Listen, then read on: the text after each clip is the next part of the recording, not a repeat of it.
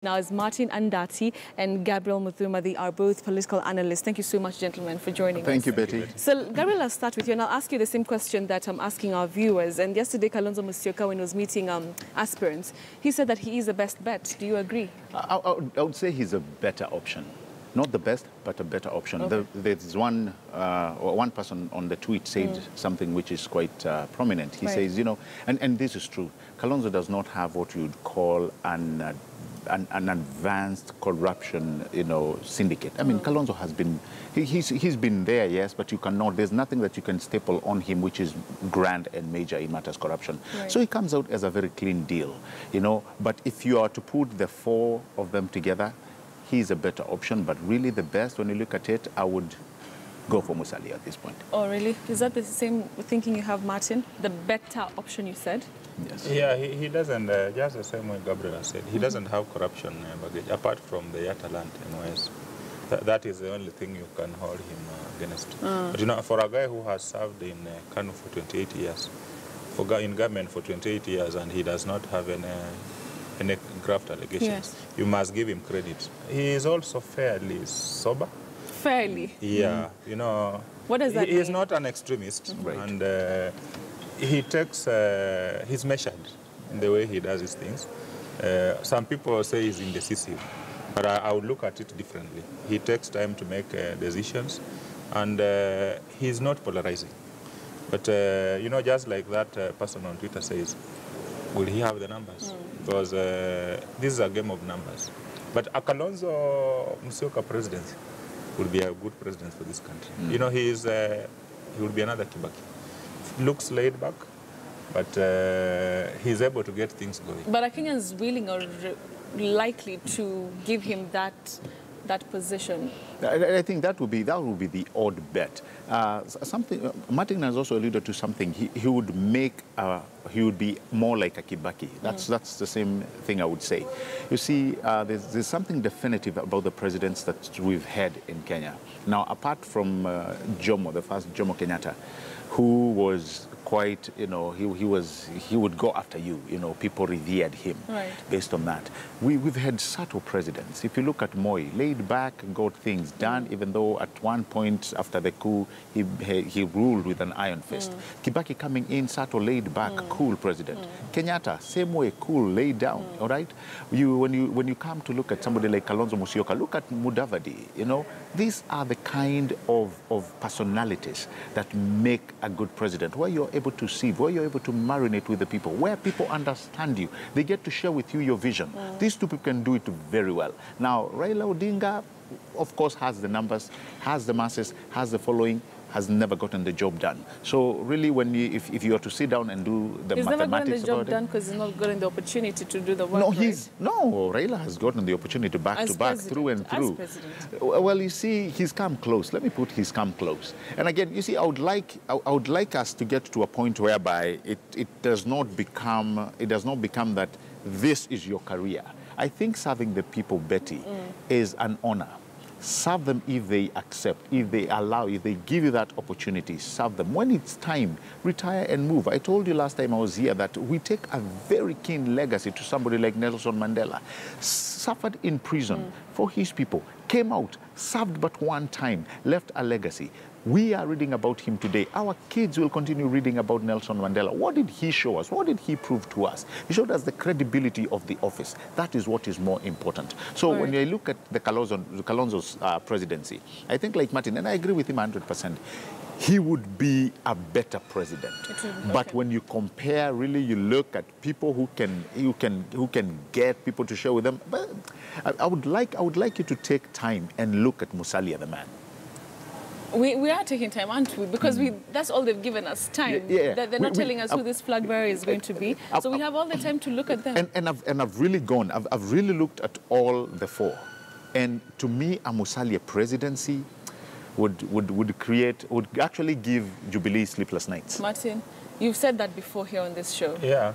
The only issue is those who believe in change. They will not easily buy a Kalonzo Musalia candidate. Because Musalia and Kalonzo stand for stability. You know, stability is the other word for status quo. So Yeah, that is what it is. You know, it's only so that nothing much will change. No, nothing much. They will keep peace. They will not bring the radical change. You know, they will not have the moral courage to be able to make some of those very bold decisions. Okay. And you know, Raila creates disruptive influence, and that is what status quo and the owners of capital will not be very comfortable with. That is why. In the worst case scenario, they will have Musalia. If they can't get Musalia, they will rather Kalonzo. But they are very uncomfortable. You know, Raila came from a dynasty, but they were outsiders. You know, they are insiders, but they're also outsiders. Just the same way Ruto is trying to create a dynasty, but you know, he's an outsider. So the insiders will not allow him. But Kalonzo is an outsider who somehow does not create a problem for the insiders. So they will not mind, if they can't have Musalia, they will not mind Kalonzo. But Raila, they are very uncomfortable. And you can see because he's erratic, he would, if he has the courage to effect some of those policy decisions that cause disruptions. They will not be very comfortable. When he talks about TJRC, he talks about the land equation. Of course, the only handicap he has had, he does not get the details, then he's also a very poor listener. Because if he was able to listen to people who would be able to advise him on how to effect some of those changes. You know, once you indicate that you'll make certain decisions, the owners of power will not allow you to move anywhere near. So you can play smart until you remain guarded until when you get there, then you start implementing some of those decisions. Okay, yeah. I want us to move the conversation forward and talk about the weekend rally at Tononoka. I saw on Twitter it was a war of words, whether it was hundreds of thousands, whether it was millions of people. Do you think that that turnout kind of like, you know, sent the message that the support for opposition in the coast is still solid? I'll start with you, Gabriel. Betty, I've said it numerously, and I'll repeat it again. I'm not a firm believer in crowds. People can come. They are brought from all over, all right, whether it's both Jubilee or in NASA. What really counts is the amount or the number of people who go out and vote, the votes that are counted. That is really what makes up the number. Crowds really can be used, as a matter of fact, can be used for both positive influence or negative influence. Like somebody will tell you, look at Mombasa. If, for instance, and this one I'm just giving you a hypothetical scenario. If CORD, to an extension ODM and NASA, were to lose in Mombasa, they cannot settle for that score. Reason being, they will show the world, look at these crowds. These are the people who showed up. How are we losing with all this crowd? But the real translation of the people who came out to vote may actually be very different. So these crowds can be used depending on how the election goes. If they win, they say, you see, we had the crowds, look at it. Our numbers speak for themselves. But really, at the end of the day, it's the ballot that counts. So yes, they had a show of might. That one I give them. So many people showed up, whether they were abroad, whether they are residents of Mombasa, so many people showed up. And that's a very good thing to see ODM, and this was ODM, this was a NASA. Yeah. They were also sending a message to both Wiper and the other coalition within NASA. They were showing us, we are the people here. And hence, we are the people here. When I call a meeting, everybody and their uncle comes. So really, it also gives ODM a serious high table for negotiations. You had just before Raila went to Mombasa, there was issues with the likes of Witi, with you know, saying if there are so many options, we can go to Wiper. You had Senator Hassan Omar talking about, you know, Wiper is making inroads. But at the end of the day, what we saw in Mombasa actually put all those stories to rest. All right, so, and that's here before we move on. Mombasa is still predominantly ODM. Okay. And, with all the visits by the president, they might get a bit more votes than they got last time. But you know, part of the reason why CORD lost in the last election, the turnout at cost was very low. Yeah. So if they are able to hold and then they are able to mobilize those people, the way they mobilize them to turn up and attend the rally, the same numbers turn up to go and vote, then it increases their possibility of winning the presidency. True. But Mombasa, especially at the coast, Mombasa is still ODM. There's a bit of shift. NASA, ODM. No, it's predominantly ODM. And you see, politics is about perception. Can Kalonzo or Musalia marshal that kind of crowd in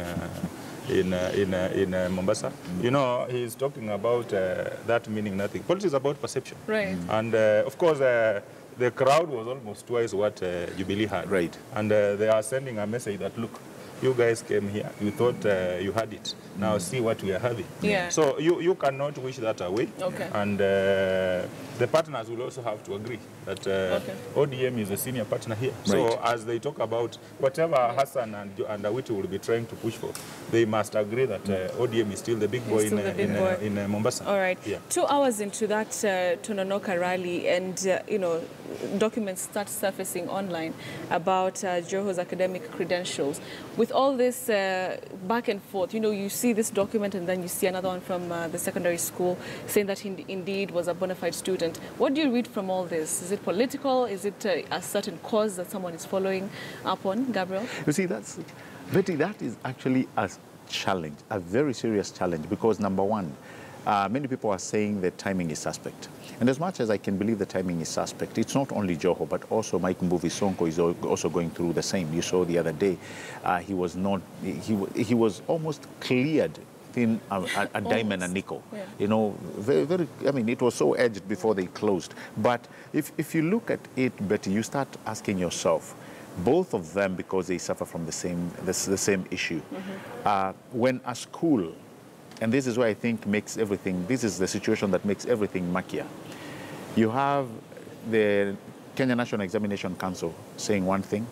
You have the school saying a different thing. Now, these are institutions that are mandated by not only the Constitution, but by law to provide for me and you a real interpretation, well-documented interpretation of what went on. We did not have the sophisticated systems that we have today. So we are going by the report of the time, those old dusty files back in the day. Right. But we cannot dispute the very fact that NEC has said something contrary, that he was not there. They wrote to the DCI. What he has presented is forged. So those are serious allegations. The school have come in. You saw the people who are with him in secondary have also come in to say that we sat for the same exam with him. Even pictures of him exactly. After the so it is a very murky situation, because among these two people, these two entities, let me put also Joho as an entity in himself, there is somebody who is not telling the truth. Question is, who is not telling the truth? If Joho is not telling the truth, that can be understood, if not condoned. I mean, he's just a person who wants an office, so what? But if an institution is lying, my friend, then I'm telling you, we have problems. With the political run-ins he's had with the president, do you think that what he's saying is possible? That, you know, NEC, maybe, you know, somebody here is lying. I don't want to say which institution, or is not coming out clean. I have issues with the KRA going for him at this time. Because I know there are so many people who have issues with KRA. You see, that comes immediately after they have had an altercation with the president. But the issues of academics, you see, Betty, when you went to school, there are people you went to school with. You are not in class alone. So it's very easy for them to know what you got into. Right. Yeah. I saw some of those fellas on TV. Yeah, they came One out. of them was saying that he was in school in 1991. They did KCSE in 1993. Those are not 4 years. So you see, that is a person who is lying. Yeah. Because it's 4 years. So if you joined in 91, then it's 91, 92, 93, and 94. So, you know, the issue is about the grade. I think somebody somewhere, you know, initially they tried to fix him using the issue of the degree. And whatever he had done, whether he went to school or whatever, they did it in a smart way. But when it comes to now, they had to go back and look at, did he get the university entry requirement? Right. So that is where the hitch is. And that's why they're even going to catch Songo. Because you see, the Songo one, he went to Buruburu Unity College, which was teaching beauty. And he has a certificate in sales and marketing. So how did you study beauty, sales and marketing in a beauty college? You see, they are going to get hold of him. Now, this one, if Joe wanted to be smart, he should not have gone and worked on the C+ from wherever. Because there are procedures. If you don't get the entry, university entry, you can go to institutions like Kenya Institute of Management, do a certificate, then do a diploma, then go and do a degree. So, you know, that way you will never have issues with the system. You see, look at Kipruto Kirwa. He had a diploma. He did a degree. He's done masters just the other day. Or he would have gone in and done an executive MBA. Because the executive MBA is done by people who are working. And here we're talking if indeed, you know, these credentials if at all, are not... yeah, if they are not. Because what we need to do is let them go. You know, the issue is not that he didn't go to school. The issue is about the grade. Correct. And I know that is where somebody is trying to use to fix it. But, you know, for purposes of equity, let us also have all the people who want to vie for office, starting from the president and all the way down. Raila and all of them. Let them also put out their papers so that we also look at them. Because there have also been very strong allegations. You remember Agustino Neto went to court in 2012, said that Raila didn't have a degree. In 2002, Peter Odoyo said that Uhuru didn't have a degree. During the NAC time, you know, there were those allegations, and they were just hushed. So what we want is let them also bring their Form 4 certificates, so that the moment, because they are now talking of clearing the setting up a multi-sectoral agency to clear all the aspirants. The aspirants will be about 40,000. Let all the guys who want to run for elective office put out their Form 4 certificates and the university or the diplomas. Because there are also people, you hear that they have a certificate. There's one OMCA in our place who has an MCA for Angara girls, and he's a man. So you see, how did you study in a girls-only school and yet you are a man? You see, that tells you this is forgery, you know. So they cheat, but in the process of cheating, they forget some of the issues, you know. But so if he presents the certificate, then you realize there's a problem. There seems to be more hulabaloo about Joho, even compared to Mike Sonko. Don't you think that this is suspect, politically suspect? You know, that, you know, it's a case of we're not really out to find out what is in the integrity bit of this here, but it's just to make sure that this guy doesn't run for you know, race. There could be, he has had run-ins with the system. And, you know, there is what we call nitpicking. When people want to get a fault, you know, bet if I want to get a fault on you today, I'll get. So, you know, you get a stick, a needle, and you start picking and looking for mistakes. So they'll definitely get, you know. So even if the issue of the certificate goes away and somebody wants to look for a way of locking him out, they will still do it. So the only issue is, are we going back to the old Kano days? Because you over-politicize and over-dramatize. You know, during the Moi days, if you said something that the system didn't like, they will wait for you out here. And what they used to do, they harass you. If you have a bank loan, the bank is ordered to recall the loan. You know, if they told you that, look, you took 10 million, now we want our money back. Where do you get the money? And you are supposed to pay that money in 10 years. So within a short time, they will look for a way, declare you bankrupt. You remember the issue of Omalo in 2002? They looked for some old debt he had not repaid. There was a judgment which had been pending, and they were trying to use that to lock him out until Dr. Hamino went to court, you know. So we want, let them go out there and tell us the truth. Because if Joho went to Serani High School, it's very easy. The records are there. You just go to the school and see, because the results were normally sent to the schools. Come out and said that he was a student. He was a student, but the issue is not about him being a student. The issue is about the grade. The whole game is about the grade. Somebody somewhere wants to use that and say that, look, even if he has a degree, maybe he didn't get this grade. Okay, fine. Gabriel, I'd like to hear your thoughts on what would be the implication or the impact of Joho being barred to vie for this position. You see, one thing I'll give to Joho is that Joho is very bright in his own capacity. He knows exactly what the people of Mombasa, his main supporters, want. It does not matter what Joho does. It does not matter what Joho does to the presidency. It does not matter what Joho will call the president.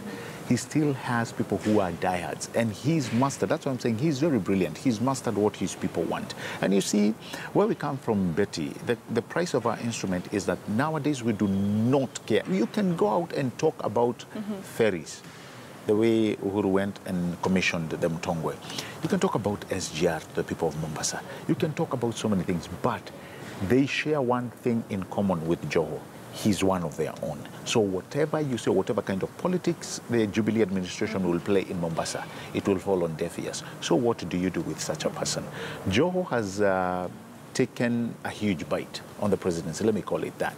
And in so doing, I think he's miscalculated his steps, because I do not believe, neither here in Kenya nor in any other country, when you take over to try and compete in matters of that may be seen of a disrespectful nature with the head of state, most likely you will lose. And I think this is what is coming out clearly. Let us not even play politics. Let's follow the parenthesis of truth. The administration controls so many things, including KRA and all these other governing bodies. You remember the last time it was the issue with his firearm license. They recalled it. They have the power to recall it. Trust me, they have the KRA has the power to ask for Joho's. It doesn't matter whether the timing is suspect. Just like Martin has said, if they are going to look for anything that he did wrong, by the way, they can catch him on some tax that he never paid in 2001, something that had been long gone, buried and dusted. They can come on that. So really, it goes to the extent whereby you start asking yourself, did he do the right thing to fight the system head on? Because even if you look at somebody like Raila Odinga, Raila, at least, even though he has a crazy following, he still knows his boundaries. Never have you seen the President Uhuru Muigai Kenyatta and Honorable Raila Odinga going head to head the way Joho and Uhuru, what Joho was trying to do with Uhuru. So really, when you look at that pedestal in itself, people will start telling you, and this is what has been going around, Joho cannot play with the president and win. So really, when you manifest that, it goes on to show you, divorce politics from it, Betty. You will see that he will get to a point where he will lose, primarily because the head of state controls agencies that are mandated by law to question and verify every Kenyan. And I think this is where it falls, that everybody is looking at it with suspect eyes. But are they within the confines of the law, what they are doing, KRA? Indeed they are. Even though we can disagree here that the timing is suspect, but they are within the confines of the law. Kenya National Examination Council, they can investigate, they can actually clarify the documents that you've just said.